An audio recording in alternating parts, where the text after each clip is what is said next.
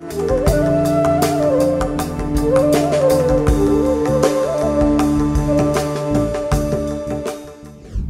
ஸ்ரீ குருப்யோ நமக. த ஹிந்து தமிழ் இணையதள நேயர்களுக்கு வணக்கம். 18/8/2016 முதல் 24/8/2016 வரை உள்ள இந்த வார ராசி பலன்களை பார்ப்போம்.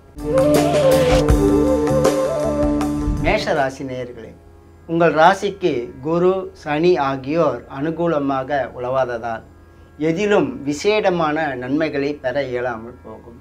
உடல் ஆரோக்கியத்தில் கவனம் செலுத்தி வருவது நல்லது. வார முன்பகுதியில் தொழில் ரீதியாக ஒரு நல்ல தகவல் வந்து சேரும். வார நடுப்பகுதியில் ஆன்மீக அறநிலைய பணிகளில் ஈடுபாடு உள்ளவர்களுக்கு தெளிவான போக்கு தென்படும். வார பின்பகுதியில் செலவுகள் சற்று அதிகரிக்கும் என்றாலும் அவை சுப செலவுகளாக இருக்கும் என்பதால் அந்த வகையில் மன ஆறுதல் பெறுவீர்கள். குரு பிரீதி செய்து வருவது நல்லது. அஷ்டம சனிக்கு பிரீதியாக ஆஞ்சநேயரை வழிபடவும். ரிஷபராசி நேயர்களே, உங்கள் ராசிக்கு அதிபதி சுக்கிரன் வலுத்திருக்கிறார். ராசியை 5இல் அமர்ந்துள்ள குரு பார்க்கிறார். இதனால் உங்கள் மதிப்பும் செல்வாக்கும் உயரும். மந்திர தந்திர சாஸ்திரங்களில் ஈடுபாடு உண்டாகும். தெய்வ தரிசனமும் சாது தரிசனமும் கிடைக்கப் பெறுவீர்கள். பொருளாதார நிலையில் முன்னேற்றம் காண சந்தர்ப்பம் கூடி வரும். நல்ல தகவல் ஒன்று வந்து சேரும். ஆன்மீக பணிகளில் ஈடுபாடு உள்ளவர்கள் தெளிவான போக்கை காண்பார்கள். வார பின்பகுதியில் எதிர்பாராத செலவுகள் ஏற்படும்.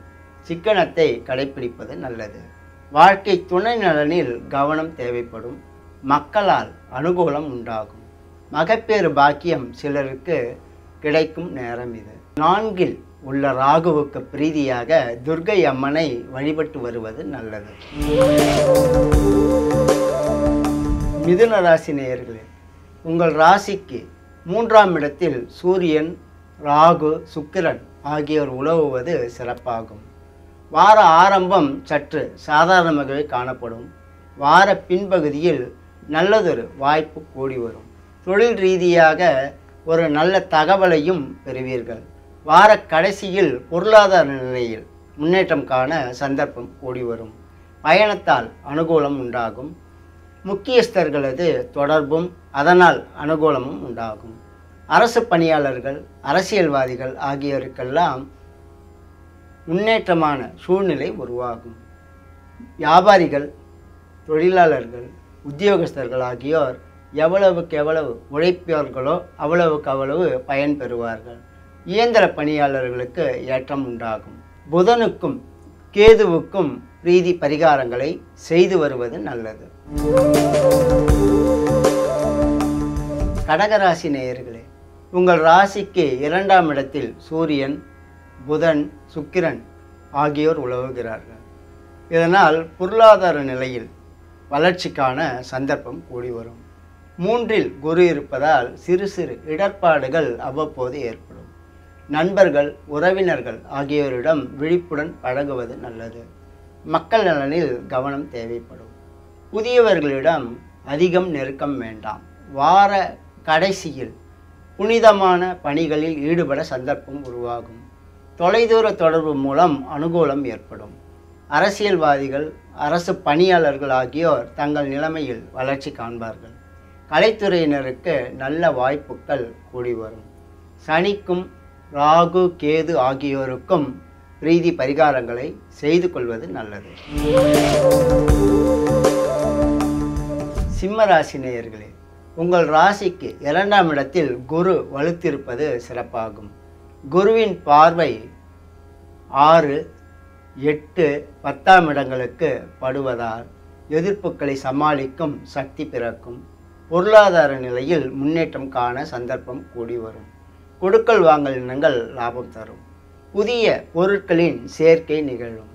கணவன் மனைவியிடையே இருந்து வந்த பிரச்சனைகள் குறையும். வார பின்பகுதியில் சிறு சிறு சங்கடங்கள் ஏற்பட்டாலும் சமாளித்து வருவீர்கள். ராகு, கேது, சனி ஆகியோருக்கு பிரீதி பரிகாரங்களை செய்து கொள்வது நல்லது. கன்னி ராசி நேயர்களே, உங்கள் ராசிக்கு 3இல் செவ்வாயும் சனியும் உலவுவது சிறப்பாகும். இதனால் துணிச்சலான காரியங்களில் நீங்கள் ஈடுபடுவீர்கள், அதில் வெற்றியும் காண்பீர்கள். நிலம், மனை, வீடு, வாகனம் போன்ற இனங்களால் ஆதாயம் கிடைக்கும். புதிய பொருட்களின் சேர்க்கையையும் பெறுவீர்கள். மக்களால் அனுகூலம் உண்டாகும். வாழ்க்கை துணைவராலும் நன்மைகள் ஏற்படும். வார பின்பகுதியில் எதிர்பாராத செலவுகள் உண்டாகும். சிக்கன நடவடிக்கையை மேற்கொள்வது நல்லது.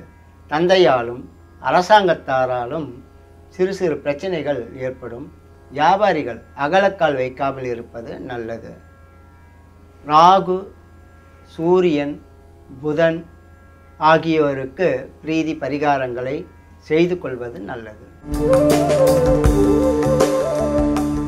துளாராசி நேயர்களே, உங்கள் ராசிக்கு லாபஸ்தானத்தில் சூரியன், புதன், சுக்கிரன், ராகு ஆகியோர் உலவுவது விசேடமாகும். இதனால் ஒன்றுக்கு மேற்பட்ட இனங்களால் ஆதாயம் பெறுவீர்கள். நல்லவர்களின் தொடர்பு நலம் சேர்க்கும். அரசியல், அரசாங்கம் ஆகிய துறைகளில் ஈடுபாடு உள்ளவர்கள் வளர்ச்சி காண்பார்கள். வியாபாரிகளுக்கு லாபம் அதிகரிக்கும். புதிய சொத்துக்களின் சேர்க்கையோ அல்லது அவற்றால் ஆதாயமோ பெறுவீர்கள்.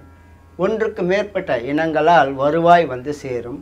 என்றாலும் சுப காரியங்களுக்காக செலவு செய்ய வேண்டி வரும். மக்கள் நலனில் அதிக கவனம் தேவை.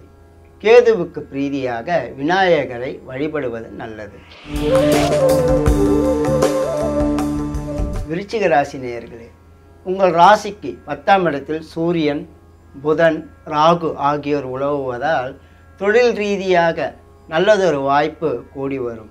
குருவும் 11ஆம் இடத்தில் உலவுவதால் பண நடமாட்டம் அதிகரிக்கும். புதிய முயற்சிகள் கைகூடி வரும். அரசாங்கம் மூலம் அனுகூலம் உண்டாகும். முக்கியஸ்தர்களின் சந்திப்பும் அதனால் நன்மையும் பெறுவீர்கள்.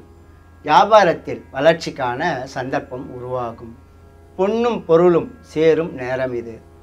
ஜன்ம ராசியில் சனியும் 4ஆம் இடத்தில் கேதுவும் உலவுவதால் சிறு சிறு இடர்பாடுகள் அவ்வப்போது ஏற்படும். என்றாலும் குறிப்பிட்ட கிரகங்களுக்கு அர்ச்சனை, ஆராதனைகள் செய்வதன் மூலம் அந்த சங்கடங்களை நிச்சயமாக குறைத்து கொள்ளலாம்.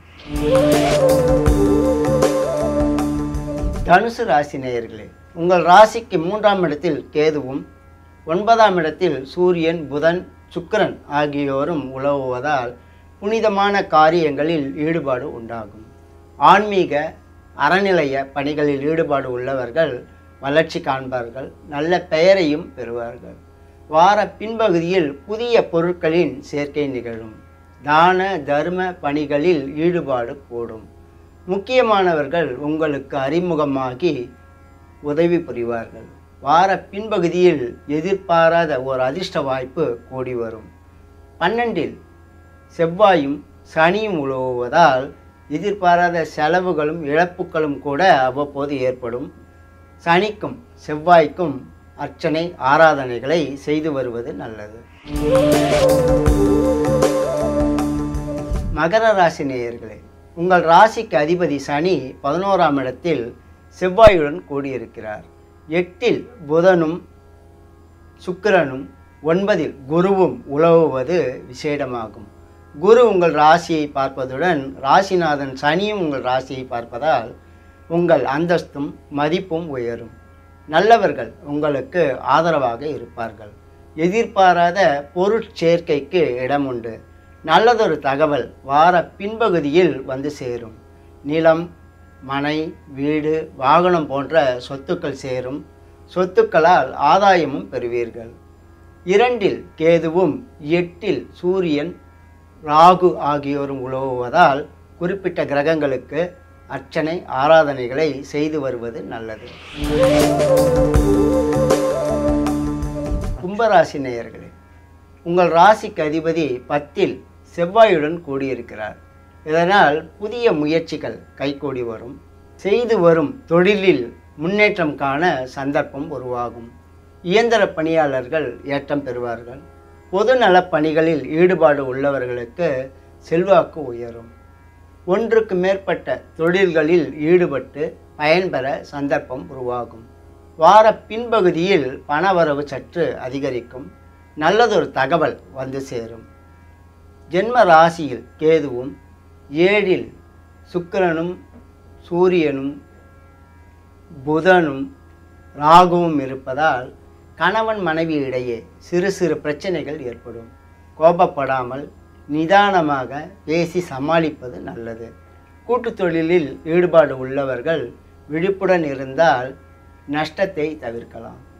சூரியன் புதன் சுக்கிரன் ராகு கேது ஆகியோருக்கு பிரீதி பரிகாரங்களை செய்து வருவது நல்லது. மீனராசி நேயர்களே, உங்கள் ராசிக்கு அதிபதி குரு 7ல் அமர்ந்து நேர் 7ஆம் பார்வையாக உங்கள் ராசியை பார்க்கிறார்.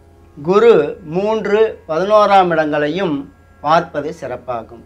இதனால் உங்கள் எண்ணங்கள் ஈடேற சந்தர்ப்பம் கூடி வரும். மகப்பேறு அல்லது மக்களால் பாக்கியம் உண்டாகும். ஆன்மீக பணிகளுக்காக செலவு செய்வீர்கள். மதிப்பும் அந்தஸ்தும் உயரும். வார பின்பகுதியில் பண நடமாட்டம் அதிகரிக்கும். கொடுக்கல் வாங்கல் இனங்கள் லாபம் தரும். புதிய பதவி பட்டங்கள் வந்து சேரும். அரசு பணியாளர்கள் அரசியல்வாதிகள் ஆகியோர் தங்கள் நிலை உயரப் பெறுவார்கள். 6ஆம் இடத்தில் சுக்கிரன் சூரியன் ராகு ஆகியோருடன் கூடியிருப்பதால் வாழ்க்கை துணைவரின் நலனில் கவனம் தேவைப்படும். பெண்களால் ஆடவர்களுக்கு சங்கடம் உண்டாகும். எச்சரிக்கையுடன் இருப்பது நல்லது. சுக்கிரனுக்கு பிரீதி பரிகாரங்களை செய்து வருவது நல்லது. மகாலட்சுமி அஷ்டகம் அஷ்டோத்திரம் படிப்பது சிறப்பாகும். பொதுவில் ரிஷபம் மகரம் ஆகிய ராசிக்காரர்களுக்கு இந்த வாரம் மிகச்சிறப்பான வாரமாக அமையும். இதர ராசிக்காரர்கள் அவரவர்களுக்கு சொல்லப்பட்டுள்ள கிரக பிரீதி பரிகாரங்களை முழு நம்பிக்கையுடன் செய்வதன் மூலம் சங்கடங்களை குறைத்து கொள்ளலாம். இனி அடுத்த வாரம் சந்திப்போம். வணக்கம்.